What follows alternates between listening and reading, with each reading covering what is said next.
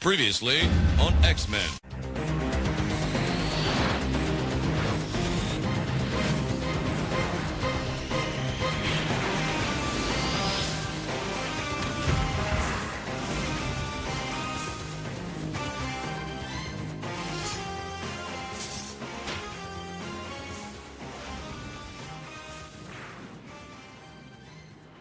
Hello everyone, welcome back to our final episode for now on X-Men 97 as we do our Season 1 in review. We're going to talk about the highs, the lows. Well, really there weren't that many lows. We'll talk about the highs and lows, our favorite characters, a lot of things. But Matt, before we get into all that, and for those listening, I'm Bob in Cascadia, that's Matt in the Southland. But Matt, before we get into all that, it's a little segment that we might call Accountability Hour. Yeah, Bob, we were wrong about a couple of things. We were right about a couple of things. By we, Matt, mostly means I was wrong. Bob was wrong about a lot of things. Bob struggles with, common trends among things. He's a little disconnected, but I hit some of the good points ahead of time. I was able to guess some things pretty well, and Bob, on the other hand, he just sees things differently, but we'll get into that. So, all right, the first thing I was wrong about, Matt, and if listeners will remember, we got, based off the episode titles and the very vague and sometimes misleading, and props to them for them being vague and misleading, but off the episode titles and the vague and misleading episode descriptions that Disney put out a while ago, you and I made some predictions. Some of these were pretty certain predictions, some of these were more hedged. My first one, and probably my biggest one, Bo DeMeo has a very combative social media presence, sometimes, it's fair to say. And based off his dog takes on Emma Frost, I made some assumptions about him and the direction of the show. And I was mostly wrong. My man clearly has read 21st Century X-Men, especially the two runs that are near and dear to my heart are the Fraction run and the Grant Morrison run. He's clearly read them. He clearly didn't go into full adaptations of either, which is fine. It didn't necessarily need to do that, but he did incorporate some of the great ideas from both. So I was very pessimistic and fearful about X-Men 97. I was totally wrong to be so. I was also totally wrong to be so prejudgy of Bo DeMeo based off of his dog tweets about Emma Frost. But that said, I am still worried. It seems like Emma Frost is going to be more prominent in season 2. And I'm still not totally comfortable with how he's going to handle her. My God, Bob, what more do you want this man to do? He gave you her diamond form on Genosha. Come on. I want Emma to be as good in X-Men 97 as she is in Scott Lobdell's Generation X or Grant Morrison's New X-Men or Hickman's Inferno. I want, and by good, I don't mean moral. I mean effective, funny, and cold. Well, to do that, Bob, you got to get rid of another character, and that character is probably not going to go anywhere because she's attached to the Phoenix Force and can resurrect all the damn time she wants. So you're stuck for a while. I think the sexual tension between Emma and Jean in both the Morrison run and in the Hickman run is great and worth preserving. I'm thinking they set it up enough, Bob, that maybe Wolverine goes more for Jean at this point, and then Scott may start looking more towards Emma, and then you're going to get that tension you so much desire. It's going to happen. Bo DeMeo knows what he's doing with this. I think you're really worried about something that you don't need to be worried about. So as we continue Bob's accountability hour, I was wrong that episode 2, Mutant Liberation Begins, might involve the Mutant Liberation Front. I mean, that's all right, Bob. That's not a big deal. I think I'm in the same boat as you on that, maybe.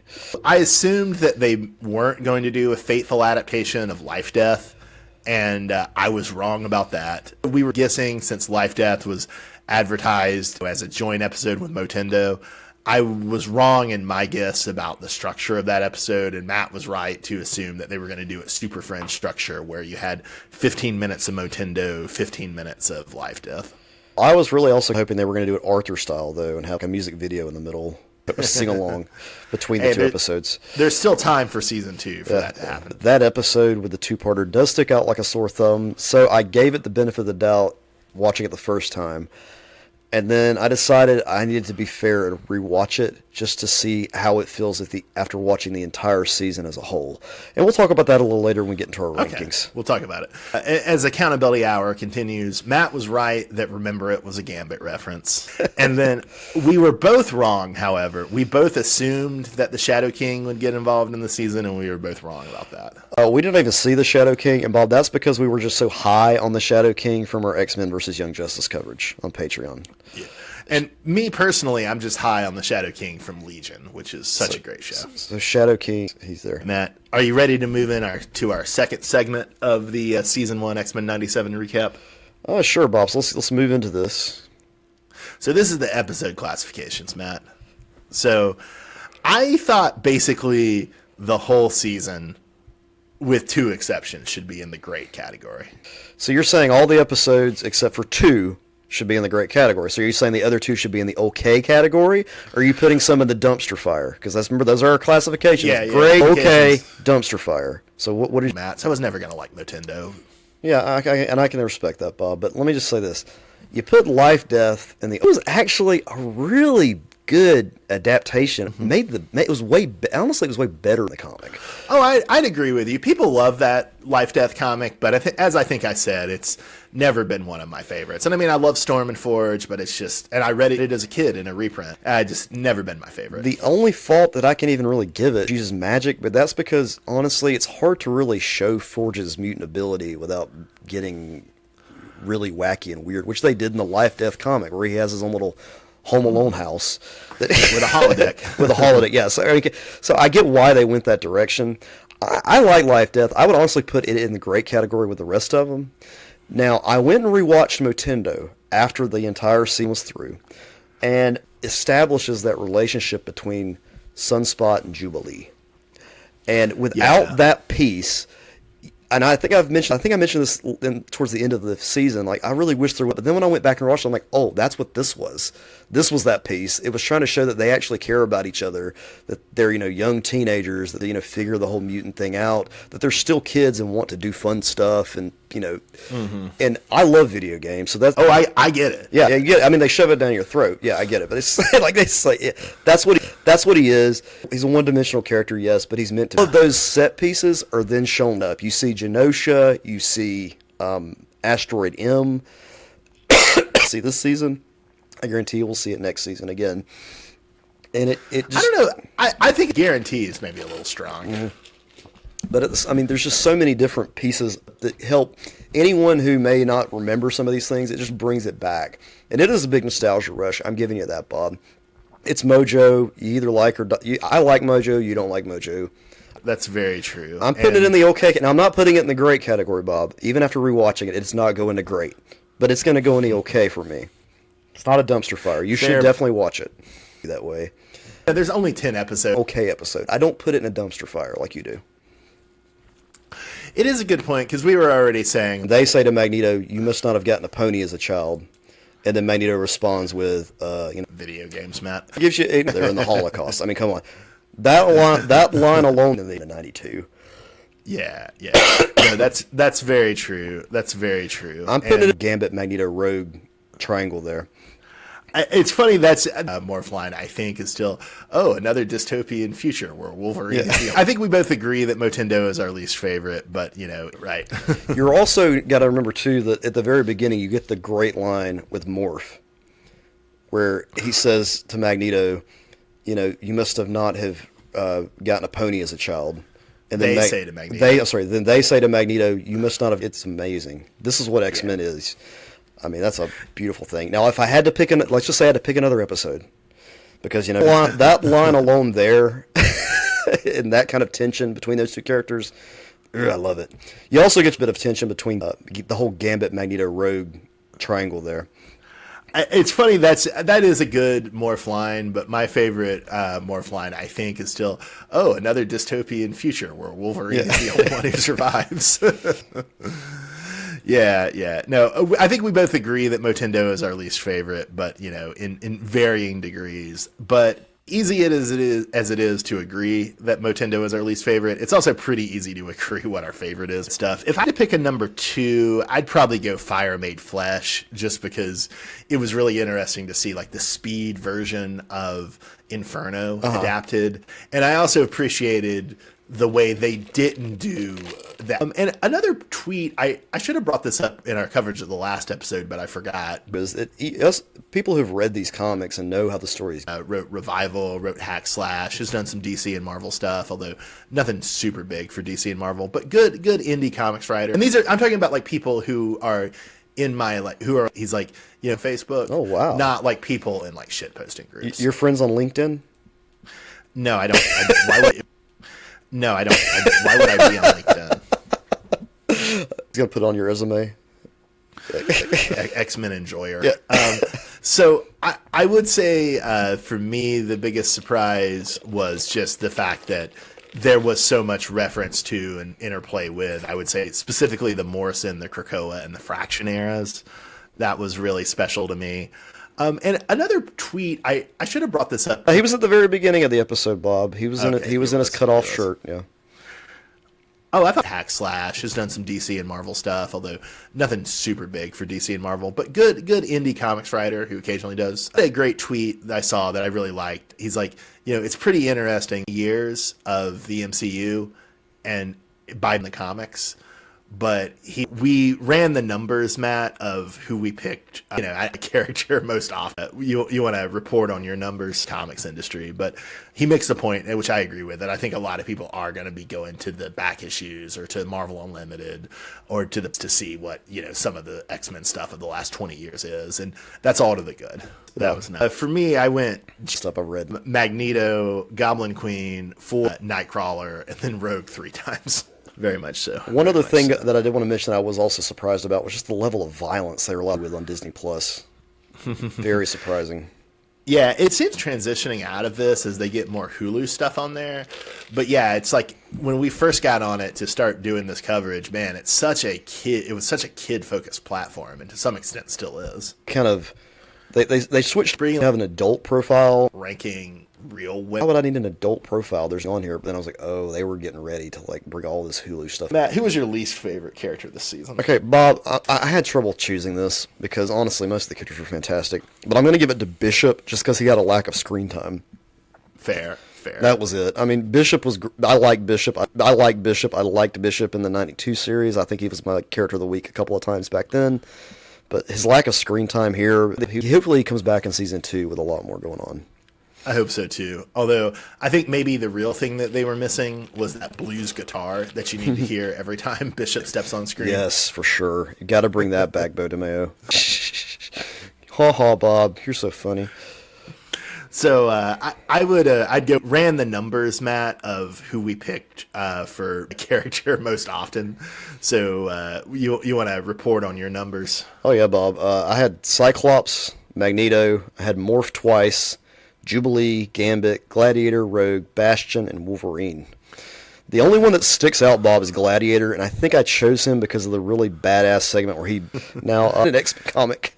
Yeah, no, that was nice. That was nice. For me, I went Jean. I think especially like pregnant Jean and Cerebro was very interesting. That was awesome. Magneto, Goblin Queen, Forge, Gambit, Storm, then Rogue 3 times. Yeah. So Rogue for me, obviously. Yeah, you obviously liked Rogue in this season. The arm and gets that Archangel look. I would disagree with you that I don't think it's a great design. I mean, it is cool that it's straight from Second Genesis, but I don't think it's a great design. I think it's a great design. So props for using it. Yeah, it's better than his usual like old man kind of look, or not really old man, 50-year-old dude type of look he has going. So my least favorite villain is really obvious. And I mean, obviously it's like already absurd, but like when you're just talking about a cartoon character, it's just such another level of absurd. I don't know. Exactly. Yeah. Matt, who was your least favorite character this season? Okay, Bob, I had trouble choosing this because honestly, most of the characters were fantastic, but I'm going to give it to Bishop just because he had a lack of screen. Fair. Fair. That was it. I mean, Bishop was. I like Bishop. I liked Bishop in the '92 series. I think he was my characters, and then went with Executioner. And he's only in there for one episode, and you just don't really get a great feel for him. He wasn't my favorite. I did like the Mega Man arm he had, but other than too. Although I think that you need to hear every time Bishop steps, there's not that much to him in the comic. Right. So there's only so much you can do with the guy. That's in any season.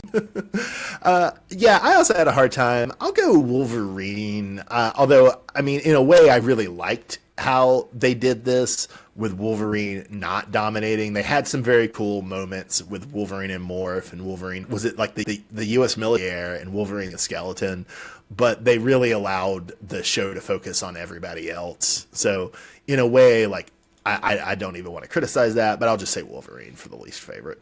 Yeah, so what you're saying is, Bob, you wish there was more Wolverine? Is that what you said? That's not what I'm saying. Okay. So besides you, Matt, fair point. He does have a pretty cool gun, though. Cartoons that you've watched that I haven't watched. So, all right. So my number one American superhero cartoon, Bob, goes to Batman the Animated Series, and that's just a duh. That timeless.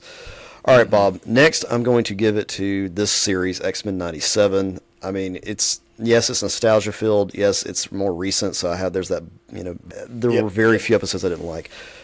3 goes to the same universe as the Batman the Animated Series. I'm looking at Justice League and Justice League Unlimited.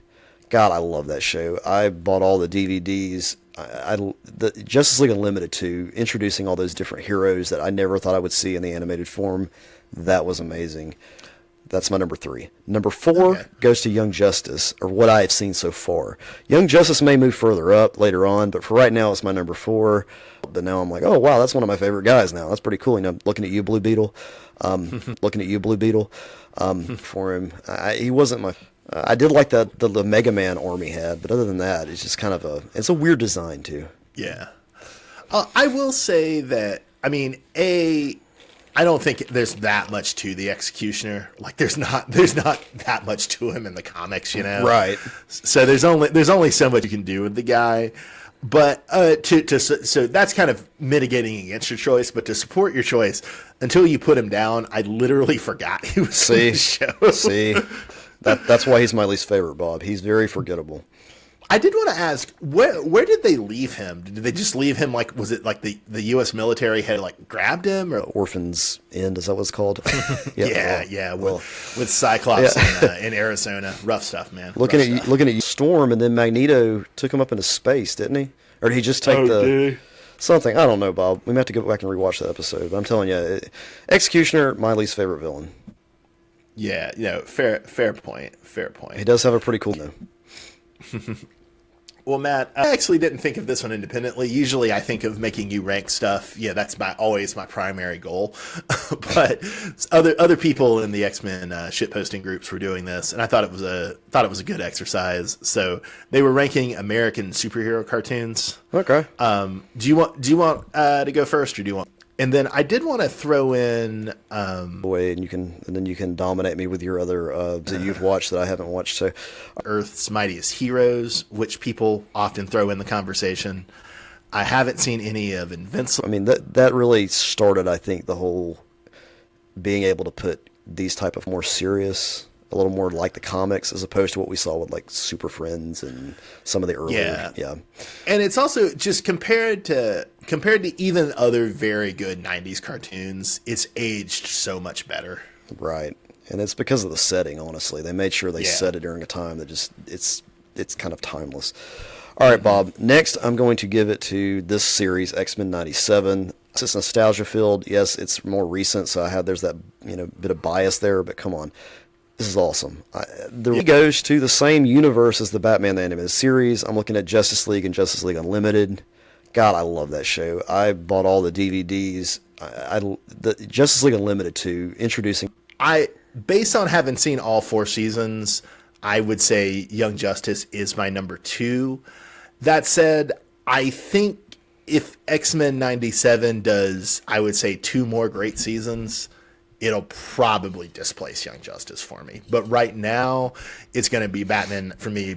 It's great you got one awesome season out, But some of these series went on for so many other seasons, and you had the highs and lows. I mean, for all we know, this season 3 with if Bo DeMeo doesn't helmet, could just take a nosedive in quality. We don't want that to happen. Yeah, we definitely don't want that to happen, but it's a concern. Interestingly, number 4 for me is Justice League and Justice League Unlimited. The original run of X-Men 92, and that's because it's so damn hit or... Although, watch interesting... just awfully written animated episodes that are... Kazaa. And sometimes the video files wouldn't download, and so I would just listen to... We're somewhat faithful to the source material, but some of those episodes are just bad, and just... I don't know. Looking at you, Orphan's End, is that what it's called? Yeah. Well, with Batman Begins was coming out, I believe, and I thought I was downloading it, and I ended up... They got you. It's at Iraq or whatever. Yeah, but it was poorly done. Love X-Men 92 as a whole, but, looking at each individual episode as we've done and gone through and classifying them, I can't. My number 6, Bob, is Spider-Man. Have not rewatched much of it. I do remember it's great. It's one of those I don't... So I really only watched Justice League Season 1, though, as a kid. And then I didn't see Justice League Season 2 or any of Justice League Unlimited until a couple of years ago when I got Max, and I watched them on Max. And I do like them a lot. And in some ways it's better than Young Justice, but in other ways, I don't know, I just kind of admire the plotting and maybe flawed and incomplete cartoon, right? But it's definitely not up to that quality as much as I like Legion. That said, yeah, even though Legion has its flaws and its inconsistencies, I mean, in a certain sense, it probably should go under X-Men and Spider-Man in the 90s, but I love the Legion so much. But I'll put X-Men and Spider-Man from the 90s at 7 and 8, for the reasons you said. Good shows. In some ways, I prefer the Spider-Man show a little bit, but it has, I think, a lot more missteps than the X-Men show, even though the X-Men show does have... X-Men missteps are mostly just like... Batman. Yeah. And having Bruce's... why did you do this as a plot for the season? Here's a 30-part arc that sucks. For some reason, we're going to do Maximum Carnage, the Venom Saga, and we'll throw the vampires in there for some reason as well. It was a weird vibe, but man, the action figures and everything that went with it, the soundtrack with Aerosmith... Holy God, what is with the intros for these early 90s cartoons being so killer? I mean, come on, X-Men 92 and Spidey 94, like, I could play those in my... But right now, it's going to be Batman, for me, Batman 1, Young Justice number 2, and X-Men 97. Does that make sense? That makes perfect sense, yeah. And I agree. That's the thing. It's great you got one awesome season out, but some of these series went on for so many... If you really don't want to do it, we don't have to, but in years to come, I wouldn't mind maybe Spider-Man. We don't want that to happen. Yeah, we definitely don't want that to happen, but it's a concern. Interestingly, number 4 for me is Justice League and Justice Unlimited. I did watch Justice League Season 1 as a kid, although watch is a term because I was bootlegging it from like Kazaa. How am I going to watch this? I don't know what happened before. And they were not very good at catching up on what's going on. I have no clue what happened in that last season. Not a clue. That's funny. Number 9, I'll go with Gargoyles. Not a perfect show, but a very fun show. Don't forget the story, Bob. Number 9, I'll go with Gargoyles. Not a perfect show, but a very fun show. I enjoyed... Gargoyles is also a show that's heavily serialized, and so when I saw it as a kid, I had no idea what was going on. Yeah. And I ended up with 2 girls in a cup. They got you. You got Rickrolled. That's one good thing. Kate Mulgrew, Jonathan Frakes, Mariana Cerdas, so many. Michael Dorn, Brent Spiner. And then for number 10, I'll go with I think a really underappreciated show. It only made it one season, but The Silver Surfer, cringe occasionally. The ticket, take the ride. Yeah. So I really only watched Justice League season, though, as a kid. And then I didn't see Justice League Season 2 or any of Justice League Unlimited until a couple of years ago when I got Max, and I watched them on Max. And I do like them a lot. And in some ways it's better than Young Justice, but in other ways, I don't know, I admire the plotting structure of Young Justice more than I admire the plotting structure of Justice League Unlimited, if that makes sense. That does make sense. And I understand. If you've watched, I know exactly what you're saying. And I'm someone I suck. Yeah, I would have no. I remember watching some of it, but I have no idea how I would rank them if it compared to these really good like everything listed on here is pretty good animation and stuff that we said. I mean, any of these we could watch and be okay with. Yeah. As a kid than you, and I have rewatched all 3 seasons. I love any one of the shows we just mentioned to anybody who was interested. Not the case for the 90s FF, Iron Man, or Incredible. And I mean, that's sad too, because those could have been so much better, but I just think Marvel was at a bad time then. Yeah, just cranking them out. All right, man. Well, it's been a real pleasure doing X-Men 97 with you. I hope the animation doesn't take too long so we can do season 2 pretty soon. Until then, join us for our probable coverage of My Adventures with Superman, noticeably absent from our rankings and join us on Patreon at Uncanny Treks as we wind down. Yeah. It's good. It's Young Justice and X-Men 92. It'll be a great ride. I'm Bob in Cascadia. That's Matt in the Southland. Have a great night, everybody. Thanks for listening. Yeah, even though Legion has its flaws and its inconsistencies, I mean, in a certain sense, it probably should go under X-Men and Spider-Man in the 90s, but I love the Legion so much. But I'll put X-Men and Spider-Man from the 90s at 7 and 8 for the reasons you said. Good shows. In some ways, I prefer the Spider-Man show a little bit, but it has, I think, a lot more missteps than the X-Men show. Even though the X-Men show does have its missteps, like X-Men missteps are mostly just like, oh, here's a bad episode. The Spider-Man missteps are like, why did you do this as a plot for the season? Here's a 30-part arc that sucks. Yeah. For some reason, we're gonna do Maximum Carnage, the Venom Saga, and we'll throw the vampires in there for some reason as well. Enjoy. Yeah. It was kind of weird. It was a weird vibe, but man, the action figures and everything that went with it, the soundtrack with Aerosmith. Holy God, what is with the intros for these early 90s cartoons being so killer? I mean, come on, X-Men 92 and Spidey 94, like I could play those in my brain nonstop and just constantly, do my boring work all day. Yeah, that's funny. I would say I did rewatch Spider-Man a couple years ago when you hooked me up with Disney Plus, and I think it holds up mostly. I would be. I mean, if you really don't want to do it, we don't have to. But in years to come, I wouldn't mind maybe covering like Spider-Man like 5 episodes at a time or something. I could totally do that. Episode to episode is not happening because I I remember the shows and the episodes individually, and I'm like, oh my! Like I remember trying to watch them on Saturday mornings, and it was like, this is part 5 of the Venom saga. I'm like, oh, what the hell? Like, how am I going to watch this? I don't know what happened before, and they were not very good at catching up on what's going on. I have no clue what happened in that last season. Not a clue. That's funny. Number 9, I'll go with Gargoyles. Not a perfect show, but a very fun show. I enjoyed. Gargoyles is also a show that's heavily serialized, and so when I saw it as a kid, I had no idea what was going on. Yeah. And getting to watch it all together on Disney Plus was quite fun. So many Star Trek actors and actresses too playing the voice actors. It's awesome. That's one good thing. Kate Mulgrew, Jonathan Frakes, Mariana Sirtis, so many. Michael Dorn, Brent Spiner, so many. And then for number 10, I'll go with I think a really underappreciated show. It only made it 1 season, but the Silver Surfer show, not perfect, kind of cringe occasionally, but like really cool late 90s psychedelic animation that I had such a great time. I watched it actually just like last month for the first time. I remember it being advertised when we were kids, but I don't think I ever saw it when we were kids. Great show. Loved it a lot. Now, neither of us ranked Iron Man or Fantastic Four. I'd have no clue, Bob, where I'd put them. They were on TV, but I just... Oh, yeah. I could not get into them. I watched them while grading in the past couple years, like at 1.5 speed. And they both kind of suck. I think the Iron Man show sucks more, but they both kind of suck. Yeah. Yeah, I would have no. I remember watching some of it, but I have no idea how I would rank them if it compared to these really good. Like everything listed on here is pretty good animation and stuff that we said. I mean, any of these we could watch and be okay with. Yeah.